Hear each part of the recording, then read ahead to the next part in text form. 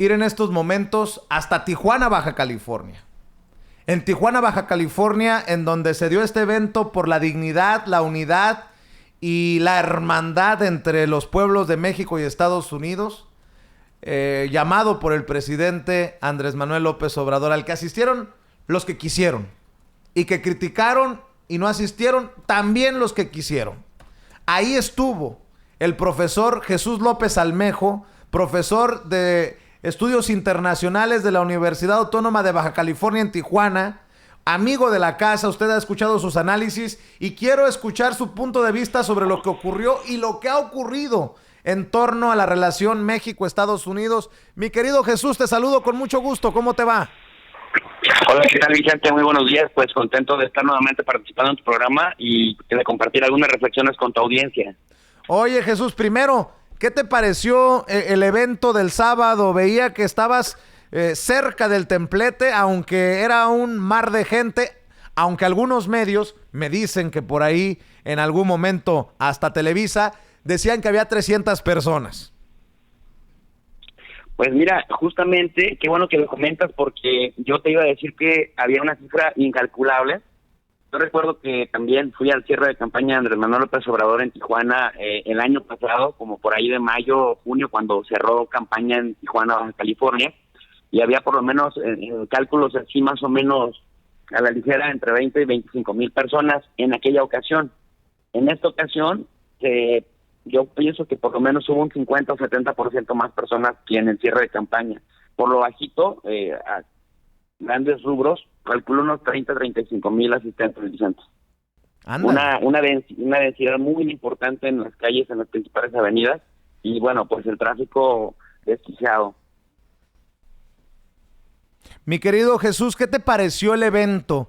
Muchos critican que haya aparecido un líder evangélico, el padre Solalindo, un sacerdote católico, que se haya hecho esto como una, pues, celebración. Dame tu punto de vista. Pues mira, me parece un evento digno de una democracia. Me parece un evento en el que, si bien tuvimos a ministros de culto como el padre Solalindo, por ejemplo, que mencionaba el nombre de Dios y le dio un matiz religioso, también hubo una representación indígena y también hubo otra representación sindical, y por supuesto que, como en una democracia, Vicente, Porfirio Muñoz Ledo, el dirigente principal o el presidente, digamos, de la mesa directiva en la Cámara de Diputados, también se manifestó en el sentido de la unidad nacional, pero hizo una crítica muy importante al gobierno de Andrés Manuel López Obrador con el hecho de no ceder ante las presiones de Trump para no reprimir a los inmigrantes centroamericanos que crucen por México. Entonces, me parece que es muy importante porque cuando, en este caso, los opositores de Andrés Manuel López Obrador insisten en que es un autoritario, un represor, etcétera, etcétera, pues nos damos cuenta que es una oposición que pretende argumentar con mentiras, porque incluso en el núcleo cercano, Vicente, en el núcleo inmediato del presidente, pues tiene a sus principales críticos, pero aquellos que le cuestionen con datos y con filosofía y con valores por los que tradicionalmente ha luchado la izquierda en este país. Otro detalle muy importante al que mencionas es que llamado a la unidad nacional, lo comentaba en una reflexión en vivo en Twitter, es un mensaje en dos direcciones. Primero, a decirle al pueblo mexicano que tenemos finanzas sanas, que estamos unidos, que con la guerra comercial hubiéramos perdido cerca de 900,000 empleos, pero también a Estados Unidos, Vicente, a decirle a Estados Unidos, a la población de Estados Unidos, a la sociedad civil organizada, a las cámaras de comercio, a las diferentes, digamos, instituciones en los diferentes, digamos, sectores de la sociedad estadounidense, partiendo de que Estados Unidos es más que Trump y que Trump no va a ser eterno, que queremos lazos de amistad, porque para bien o para mal estamos interconectados, somos interdependientes y compartimos más de 3.200 más de 3.200 kilómetros de frontera. Entonces el discurso fue muy conciliador, y si bien se vivió una celebración de festejo, Vicente, no faltó la autocrítica, que es muy importante. De hecho, el mensaje del secretario de Relaciones Exteriores, Marcelo Ebrard, te lo indica o lo prueba, al decir, no ganamos todo, pero no tenemos aranceles impuestos, de los cuales, por cierto, ni China se pudo evitar o se pudo zafar. ¿Estás de acuerdo que con esto no se le hace el caldo gordo a Donald Trump rumbo a su lanzamiento de la campaña de reelección. O sea, en otras palabras, Donald Trump no puede cacarear una victoria sobre México y llevar agua a su molino como lo permitieron Luis Videgaray y Enrique Peña Nieto en las pasadas elecciones. Mira, Vicente, qué bueno que preguntas esto, porque tú que vives en Chicago, Baja California, y que te dedicas al periodismo y que tienes una lectura y un sondeo de cuáles son los principales medios en Estados Unidos, los de mayor impacto, ahorita justamente se están burlando del presidente Trump, principalmente de Washington Post, de New York Times, y por ahí también CNN, a los que Trump cada vez más intensifica sus ataques al llamarles la fake media, porque dicen que Trump, aunque anuncia y dice que ganó y se intenta acuerdos en agricultura, acuerdos de comercio secretos, prácticamente dicen Trump salió derrotado de este enfrentamiento con México. México le torció la mano a Trump de manera astuta, diplomática, estratégica. México ganó tiempo para sí y Donald Trump tiene que salir a decir, a cacaraquear cualquier victoria, porque finalmente la realidad, esto que venimos diciendo de que Estados Unidos es más que Donald Trump, pues le termina ganando. ¿En qué sentido, Vicente? Porque lo que se está leyendo de esta negociación es que México salvó a Estados Unidos de su propio presidente, en el sentido de que los impuestos que se pretendían comenzar a partir de hoy lunes, pues iban en contra de la misma economía estadounidense. Y mira, eso sin que México activara, como proponían los panistas, una estrategia de retaliación, de poner arancel, de manera carrusel o aranceles espejo, en aquellos sectores en donde prácticamente México es el principal comprador y en donde los estadounidenses pues son voto duro de Donald Trump, ¿no? Sobre todo el tema del maíz amarillo, por ejemplo, sin afectar la cadena de producción del comercio.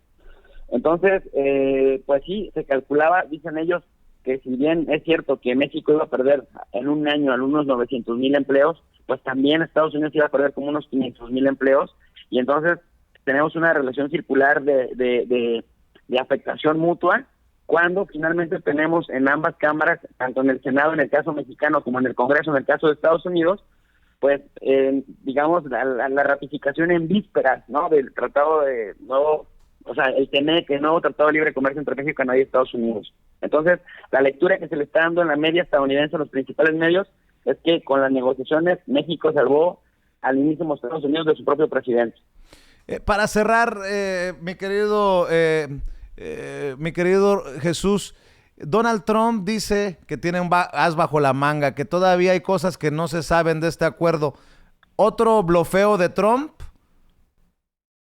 Sí, por supuesto, porque Donald Trump tiene que venderle, esa va a ser esa va a ser el sentido de su narrativa. Y fíjate, Vicente, que algo muy interesante de la oposición mexicana al presidente López Obrador es que históricamente desde el año 2016 ponían en tela de juicio todo lo que decía Donald Trump. Decían, Trump, como dice una cosa, dice otra, así es Trump. Y ahora que en los días posteriores al anuncio de que finalmente no habría imposición de aranceles a las exportaciones mexicanas, o de aquí para allá, y a las importaciones mexicanas ya en Estados Unidos, ahora sí cada tweet que pone Trump, cuando habla, por ejemplo, de un acuerdo adicional secreto que requerirá que el Senado mexicano lo apruebe, etcétera, etcétera, están siguiéndolo con lupa para intentar ridiculizar esta negociación que incluso en los mercados europeos, escucha bien lo que te estoy diciendo, en Oceanía, en la bolsa de Australia, generó que el peso mexicano se volviera a apreciar, cuando muchos de estos que hoy critican las negociaciones juraban que ahora sí el peso iría en caída libre. Hay una apreciación de la moneda y en Europa se manda un mensaje muy importante.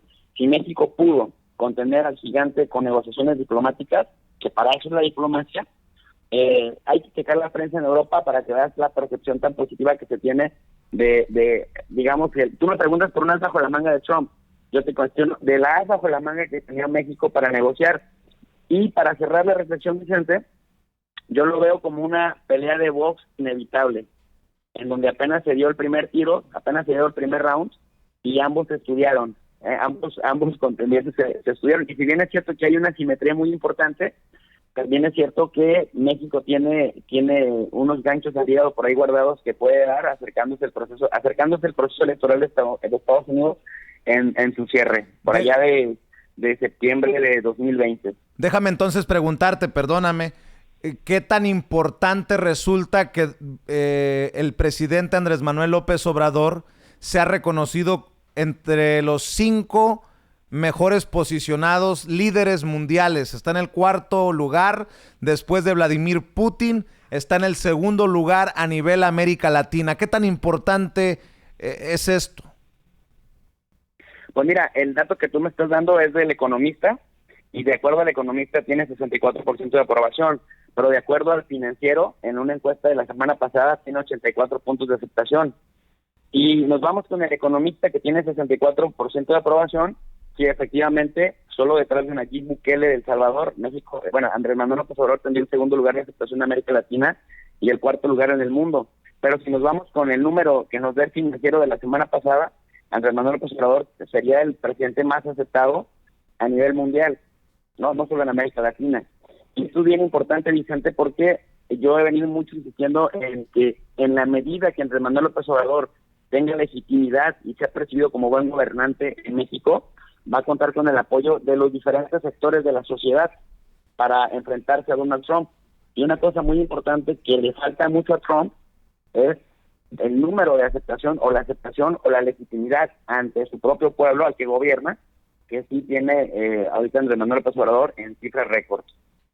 Pues te mando un abrazo, Jesús, te agradezco por tu tiempo y déjame decirte con mucho respeto, qué chingón análisis y qué bueno que nos mandaste material el sábado. Te agradezco en el alma que siempre estés al pendiente para apoyar sin censura y siéntate parte, por favor, de este reconocimiento con el Premio Nacional de Periodismo. Tus análisis, tus opiniones también son parte de esto. Eres parte de la familia. Espero que así te sientas. Muchísimas gracias, Vicente. Así me he sentido. Y nuevamente aprovecho el tiempo para reiterar mis felicitaciones. Estoy muy orgulloso del equipo de Sin Censura, particularmente de tu trabajo. Y bueno, con la admiración y el cariño mutuo que siempre nos caracteriza, pues les mando un fuerte abrazo y reitero mis felicitaciones para todos. Un abrazote. Muchas gracias. Jesús López Almejo, profesor de la UABC en Tijuana, Baja